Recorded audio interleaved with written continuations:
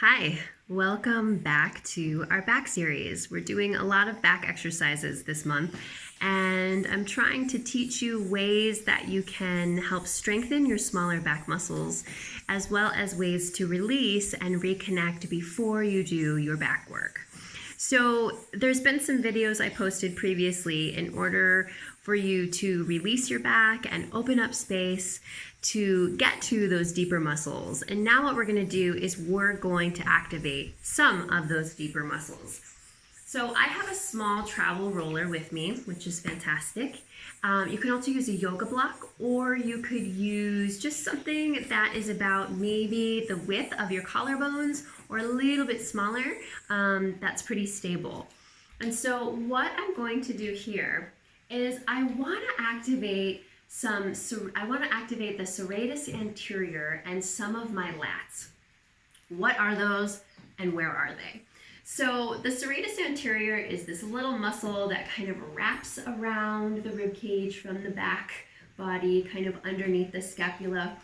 And then the lats are these bigger muscles that help kind of pull the shoulders down. So both are extremely important for support of the shoulder and placement of the shoulder, but they also have a little bit of work in taking that humerus, the head of the humerus, pulling it back into place and holding it there, and then helping out the other deeper back muscles to maintain the shoulders in that position. So if these are weak, or if we don't use them very much, we tend to get this sort of like hunched over situation going. We even get a little tuck in the pelvis. So if I take these muscles right here and I pull them down and back, if my shoulders are like that, I really can't do anything with my posture except for stand up a little bit taller. This and this don't really go too much together. So these go together, but this kind of goes with this alignment. So I want to stay lifted. So these are really important for pulling the shoulders back, opening the collarbones, and holding them into place.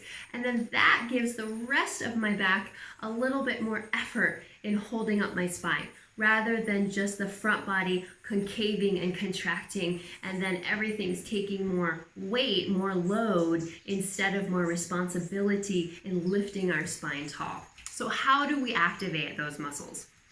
You get your yoga block, your little travel roller, or something that you can kind of hug that's about the width of your shoulders, a little smaller. And we're going to place our hands on the outside, and our palms are going to press in instead of gripping with our fingers. Our fingers are going to activate more of our pectoral muscles. If we give a little more press with the inside of our palms, and then also maybe towards the ring and the pinky a little bit more, then that kind of activates this back chain more so than squeezing or pushing in on the first and thumb. So we have palms, pinky, and ring finger kind of giving a little more pressure. I'm just gonna stand tall. This can be done sitting in a chair, sitting on the floor, and it can even be done laying down. So all of those are options, and you can try them and let me know if those work for you too. So from here, what I'm gonna do is I'm gonna give a little bit of a squeeze, and as I squeeze, I want to feel that serratus, those lats engage. So I want to feel my back body hug instead of when I squeeze, I don't want to feel this action. I don't want to feel a contraction in my pecs. I want to feel that when I squeeze this, those little lat muscles turn on, yeah? Slightly. It's not pull your shoulders down as hard as you can and draw your shoulders back, because if we do that, then we recruit a lot of neck work, a lot of neck tension, and we don't want that either. We want happy balance. So if we keep this here, we're gonna go ahead and still, again, pinky and ring are pressured. We have about 30% of push from our backs into your yoga block or prop. And then what you're gonna do is you're gonna slowly raise the arms up, nice and smooth, as high as you can go really, without disengaging that serratus and lat connection. I can go about there, is about what I can do, and then I'm gonna come back down.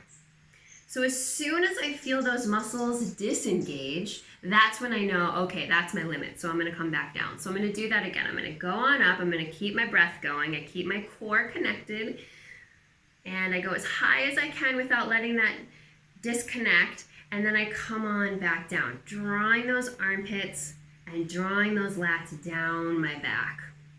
And I do that several times in a row. I go up, I keep the shoulders going down as my arms rise, and then I come down, keep the shoulders moving down as the prop moves down. Yeah? And so from the side view, as I move up, my shoulders aren't lifting. They're actually sliding back down into my back pockets. This is still active. It would show, if that wasn't active, that kind of action might happen. So either a forward tendency or a lift of the shoulders. So I have those kind of hugged down. I like the word hug because it gives a cue of giving effort into the work, but not tension into the work, right? When we hug someone, it's not tense.